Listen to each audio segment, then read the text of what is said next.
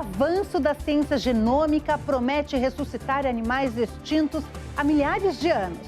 Os primeiros filhotes de uma dessas espécies já têm data até para voltar ao mundo. Trata-se dos mamutes que desapareceram há 10 mil anos, mas em pouco tempo poderão voltar a caminhar pela Terra. Esse importante passo da ciência começa a despertar preocupações éticas. E há quem pergunte se os mesmos métodos poderiam ser usados em humanos, ou seja, trazer de volta pessoas que já deixaram essa existência. Nesse ponto surge a questão: estariam os cientistas tentando brincar de Deus? Esta edição do Matéria de Capa está só começando. Fique com a gente.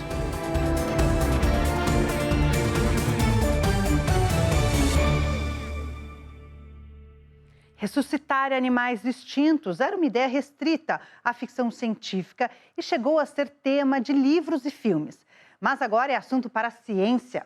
Até onde vai essa iniciativa ainda é um mistério.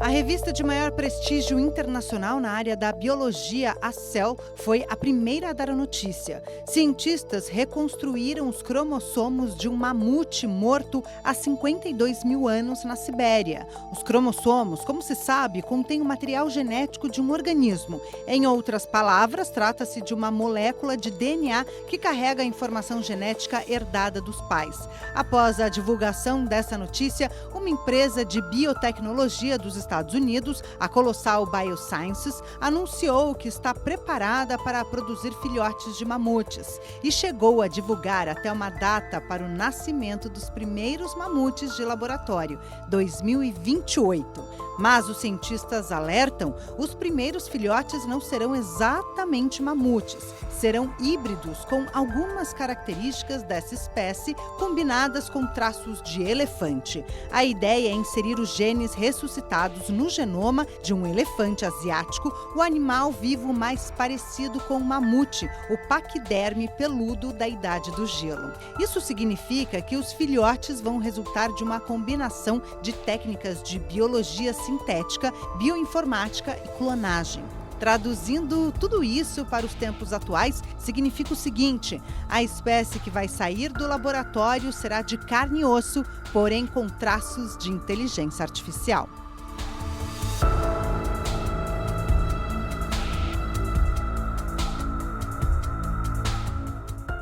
A empresa de biotecnologia envolvida no projeto não quer ficar apenas nos mamutes, ou melhor, meio mamute, meio elefante. Há planos para trazer de volta outras espécies extintas. Os planos da empresa norte-americana Colossal Biosciences são ambiciosos. Entre as espécies que seus pesquisadores pretendem ressuscitar, destaca-se o pássaro dodô, uma ave das Ilhas Maurício, no Oceano Índico, extinta em 1681. Os primeiros registros sobre a existência dessa ave foram feitos por marinheiros holandeses que ocuparam a ilha no século XVII. Embora extinto há muito tempo, os cientistas têm muitos dados sobre o dodô. Sabem, por exemplo, que ele tinha altura média entre 81 e 97 centímetros, pesava entre 13 e 23 quilos e vivia de 10 a 30 anos. E mais, era um pássaro que não sabia voar e uma espécie cujas fêmeas só punham um ovo por ano. Até o século XVI, eles não tinham predadores, mas quando os holandeses ocuparam as Ilhas Maurício, acabaram levando vários inimigos dos pássaros, como os ratos que atacavam os ovos, cabras, porcos e macacos. Daí a extinção total perto do final do século XVII.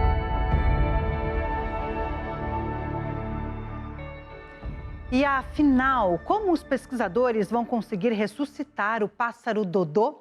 Qual é o ponto de partida para essa experiência científica? O primeiro passo foi resgatar o DNA do pássaro retirado do osso de um crânio descoberto nas Ilhas Maurício e que faz parte da coleção do Museu de História Natural da Dinamarca. Esse trabalho foi feito pela cientista Beth Shapiro, da Universidade da Califórnia, que chefia a pesquisa com a colaboração de 2 professores da Universidade de Copenhague, Tom Gilbert e John Fiotza. Entre as curiosidades relacionadas com o pássaro dodô, sabe-se que ele só existiu nas Ilhas Maurício, um paraíso tropical situado no Oceano Índico. Durante muito tempo, ele carregou a fama de ser um tanto abobalhado e presa fácil dos predadores. Acontece que esse pássaro viveu durante séculos sem a companhia de outras espécies na ilha e, por isso, não aprendeu a se defender.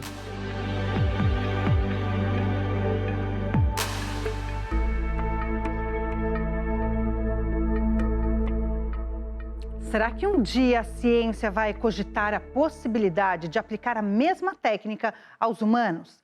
Esse assunto vai muito além da ciência e desperta enormes preocupações éticas. Em relação aos seres humanos, o mais perto que os cientistas chegaram até agora foi sequenciar o genoma de hominídeos extintos. O primeiro foi o homem de Neandertal, em 2010. Esse trabalho foi realizado por uma equipe liderada pelo cientista sueco Svante Pääbo, ganhador do Prêmio Nobel de Medicina. Ele é diretor do Departamento de Biologia Evolutiva do Instituto Max Planck, da Alemanha. Entre outras conclusões, os cientistas constataram que os neandertais, por exemplo, que viveram entre 300 mil e 30 mil anos atrás, foram extintos sem contribuir com genes para o chamado Homo sapiens, ou o homem atual. Mas o avanço da ciência genômica tem outra contribuição mais importante e urgente para os humanos. Trata-se da terapia genética. Milhões de pessoas em todo o mundo sofrem de doenças provocadas por problemas genéticos que afetam a qualidade de vida e, em casos extremos, podem levar à morte. Apenas 5% desses males podem ser tratados com os recursos atuais da medicina. Nos Estados Unidos, o FDA, a Agência Governamental para o Controle de Alimentos e Remédios, acompanha de perto o desenvolvimento de medicamentos para esses tipos de doença, na tentativa de acelerar os tratamentos. O mesmo acontece na União Europeia, com a EMA, a Agência Europeia de Medicamentos. Os cientistas acreditam que, no futuro, a terapia genética poderá alterar ou substituir genes imperfeitos, eliminando os males associados a eles. Basicamente, trata-se de uma edição ou modificação daqueles genes. Esse tipo de tratamento ainda deve passar por uma longa série de estudos. Acredita-se que os primeiros resultados concretos devem surgir na próxima década.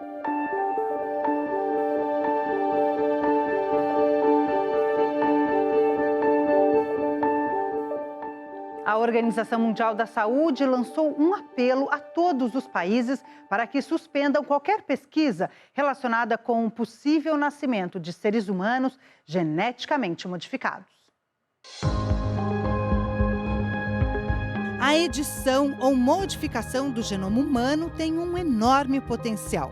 Vale lembrar que o genoma é o código genético de um ser vivo, a sequência de DNA que reúne todas as informações hereditárias daquele organismo. Editar esse código pode resultar em melhorias para a saúde e promover mudanças nas células para introduzir ou retirar as sequências que podem provocar doenças. Seria um grande avanço para a medicina.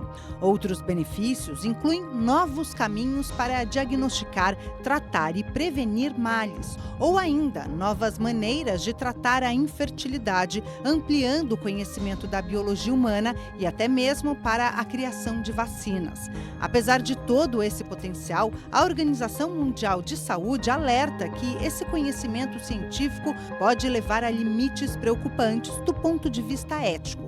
Por exemplo, a criação de seres humanos em laboratórios. Tendo em vista os riscos existentes, a OMS pede que todos os países envolvidos nesse tipo de pesquisa sigam um protocolo da organização que estabelece parâmetros a serem obedecidos pela comunidade científica.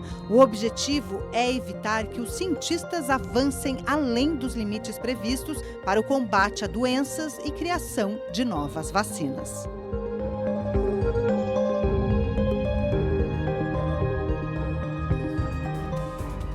Daqui a pouco, por que o asteroide que atingiu a Terra há milhões de anos e levou à extinção dos dinossauros não eliminou as árvores e as plantas?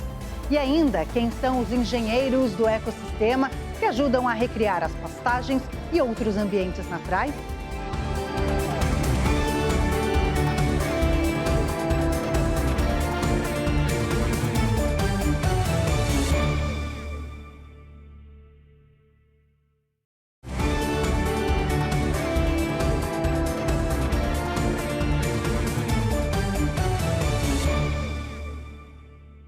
Entre as espécies que os cientistas pretendem ressuscitar, inclui-se o tilacino, também conhecido como tigre da Tasmânia.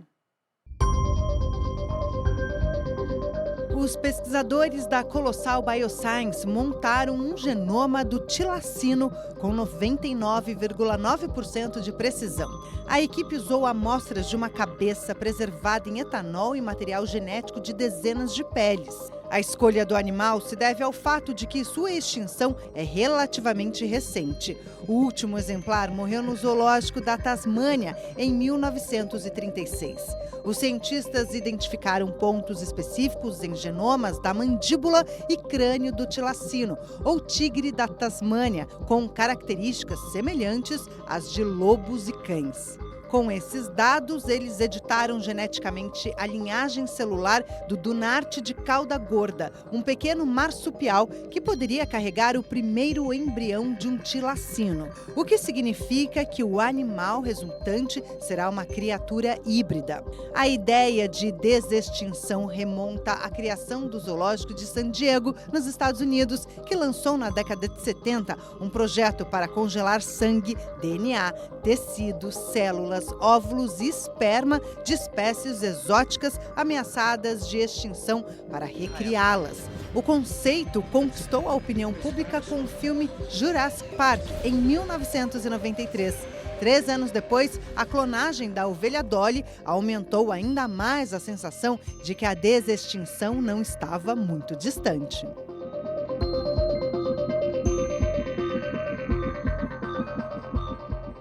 Ave misteriosa, que era considerada uma lenda até o século XIX. O pássaro Dodô virou personagem de um clássico da literatura infantil. Ele aparece no 2º e 3º capítulos de As Aventuras de Alice no País das Maravilhas, livro de Lewis Carroll, lançado em 1865. O nome seria uma brincadeira do autor, cujo nome real era Charles Langwhite Dodson. Segundo uma crença popular, ele teria escolhido o animal por causa de sua gagueira e se apresentaria como Dodô Dodson. O dodô era uma ave que vivia nas Ilhas Maurício, a leste de Madagascar, no Oceano Índico. Embora seja a mais famosa, é apenas uma das mais de 600 espécies que viveram na ilha.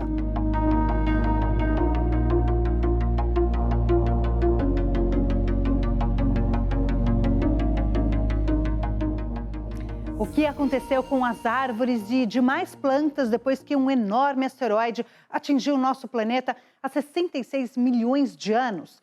Como foi que elas conseguiram sobreviver após o choque que levou à extinção dos dinossauros?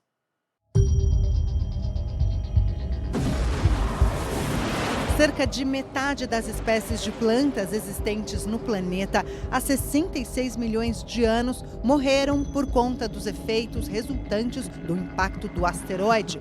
Mas uma pesquisa publicada na revista Biology Letters mostra que as angiospermas escaparam relativamente ilesas. Angiospermas fazem parte do mais diversificado grupo de plantas. São aquelas que possuem raiz, caule, flores, frutos e sementes.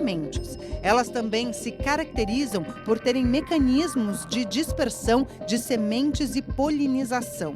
À medida que o planeta foi se recuperando da catástrofe, graças aos ventos, à chuva e outros fenômenos, elas se tornaram o tipo dominante de plantas espalhadas pelo planeta. Isso fez com que algumas espécies duplicassem seus genomas inteiros e outras foram capazes de desenvolver novas maneiras de fazer fotossíntese.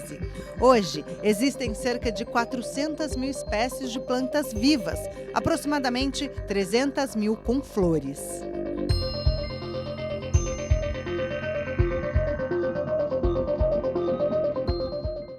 Quando uma espécie é extinta, acaba transformando o ambiente. É aí que entram em ação os chamados engenheiros de ecossistema. Bisões, alces e caribus, entre outros, fizeram o trabalho dos mamutes quando eles desapareceram. Grandes herbívoros como elefantes, cavalos e renas que quebram arbustos e árvores para criar pastagens, beneficiando várias espécies, têm o mesmo papel que no passado era exercido pelos mamutes. Mas o que aconteceu com os ecossistemas antigos quando seus ancestrais sumiram do mapa? Publicado na revista Quaternary Research, um estudo investigou a extinção de mamutes, cavalos selvagens e antílopes no final da última era glacial no interior do Alasca. Para entender como os ecossistemas daquela época reagiram à extinção dessas espécies, os pesquisadores analisaram esporos de fungos de esterco fossilizados no fundo de lagos e ossos antigos retirados de sedimentos. Um estudo anterior mostrou que 69% dos grandes mamíferos sumiram da América do Norte naquele período. Um segundo revelou que, em outras regiões das Américas, a extinção de engenheiros de ecossistemas, como o mamute lanoso, levou a uma explosão no crescimento de árvores e arbustos. E, em consequência, a incêndios florestais maiores e mais frequentes. No entanto, a nova pesquisa mostrou que no Alasca, outras espécies de herbívoros, como bisões, alces e caribus, aumentaram muito, compensando o sumiço de mamutes, antílopes saiga e cavalos selvagens. Um exemplo aconteceu, por acaso, na Colômbia. Hipopótamos que fugiram do zoológico particular do falecido traficante de drogas Pablo Escobar estariam recriando trilhas, aprofundando canais d'água, dispersando sementes e fertilizando pântanos. Processos que, mais de 13 mil anos atrás, teriam sido realizados pela extinta lhama gigante, por exemplo.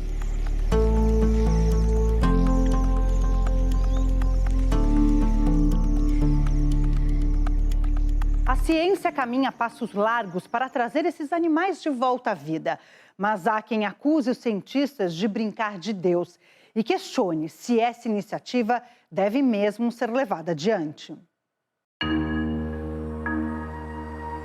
Por enquanto, não há uma resposta única para essa pergunta. Alguns dizem que estamos brincando de Deus e acusam cientistas de arrogância. Outros pensam que trazer espécies extintas à vida pode perturbar os ecossistemas de hoje. Já os defensores dizem que, além do efeito científico, pode haver benefícios para a natureza. No caso dos híbridos, parte mamutes e parte elefantes, os cientistas afirmam que os animais podem ajudar no restabelecimento do ecossistema de estepes na Sibéria, uma pastagem que existiu até 12 mil anos atrás. Hoje, a massa total de plantas e animais na tundra da região é cerca de 100 vezes menor do que quando era uma estepe. Mesmo assim, muitos cientistas dizem que existem formas mais adequadas para proteger a biodiversidade e enfrentar as alterações climáticas. E eles têm uma questão: será que ainda vamos nos preocupar em proteger as espécies se pudermos reverter essa extinção?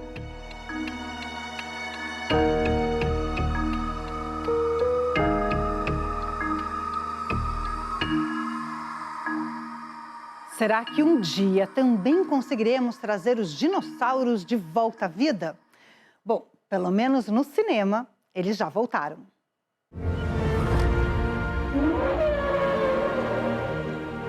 Jurassic Park fez um sucesso estrondoso desde que foi lançado em 1993. Virou uma franquia com mais de 6 bilhões de dólares nas bilheterias mundiais.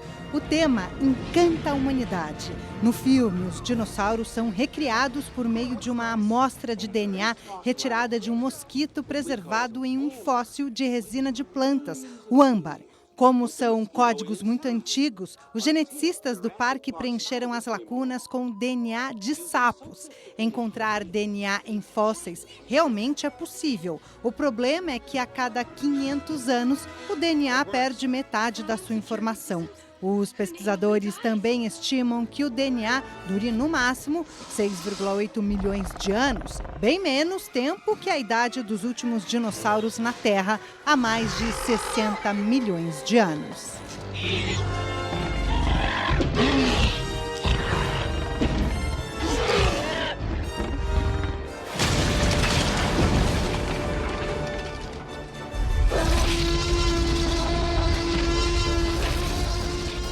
Daqui a pouco, estudo indica que perda do genoma ao longo do processo de evolução marcou toda a diferença entre humanos e primatas.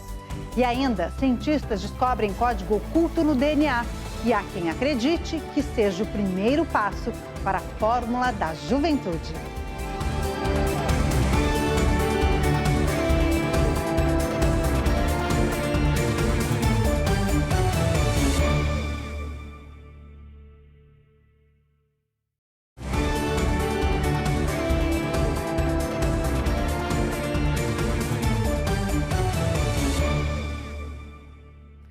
Cientistas norte-americanos descobrem uma espécie de código secreto oculto no DNA que pode levar a alterações no chamado relógio biológico. Em outras palavras, a descoberta pode abrir caminho para renovar as células. Seria a fórmula da juventude? Pesquisadores da Escola de Medicina da Universidade de Cornell, nos Estados Unidos, descobriram que vírus adormecidos existentes no código genético humano podem ser a chave para a reversão do processo de envelhecimento. De acordo com a descoberta, esse tipo de componente vem se transferindo entre os hominídeos há milhões de anos. A novidade é que a ciência poderá utilizá-los como uma espécie de gatilho para estimular o rejuvenescimento. Algo parecido ao que acontece no filme O Curioso Caso de Benjamin Button, em que o personagem, interpretado por Brad Pitt, nasce velho e vai ficando jovem à medida que o tempo passa.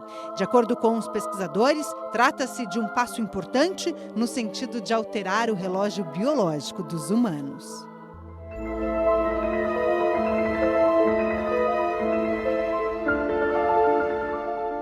Afinal, se o Homo sapiens é tão parecido geneticamente com os chimpanzés, por exemplo, qual foi o mecanismo da natureza que resultou na grande mudança entre o homem atual e nossos ancestrais?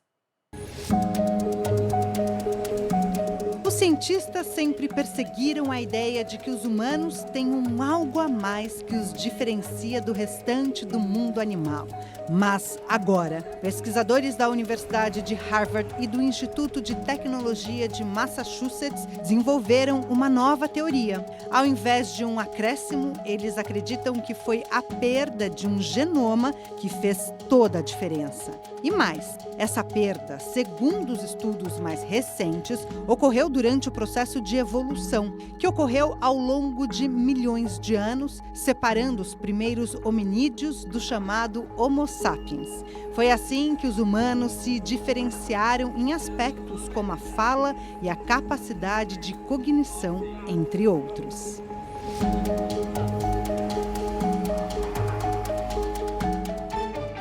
Estudos recentes indicam que os humanos herdaram duas características de seus parentes mais próximos, os chimpanzés.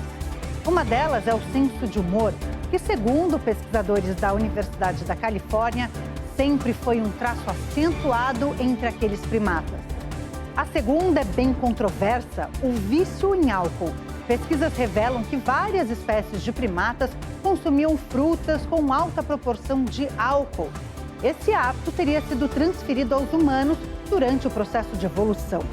Mas essa teoria é vista com reservas, uma vez que o Homo sapiens, dotado de inteligência, poderia ter se livrado desse hábito. Esta edição do Matéria de Capa fica por aqui. Nós voltamos na próxima semana, nesse mesmo horário. Até lá!